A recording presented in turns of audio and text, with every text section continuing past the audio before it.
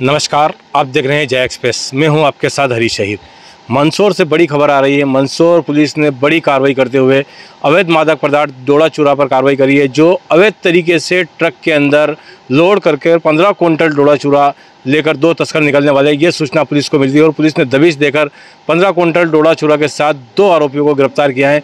अभी अवैध मादक पदार्थ पुलिस ने जब्ती में लिया है। दोनों आरोपियों के खिलाफ एनडीपीएस एक्ट में मामला दर्ज किया जा रहा है। अभी पूछताछ की जाएगी कि ये डोडा चूरा कहाँ से ला रहे थे, कहाँ पे ले जा रहे थे।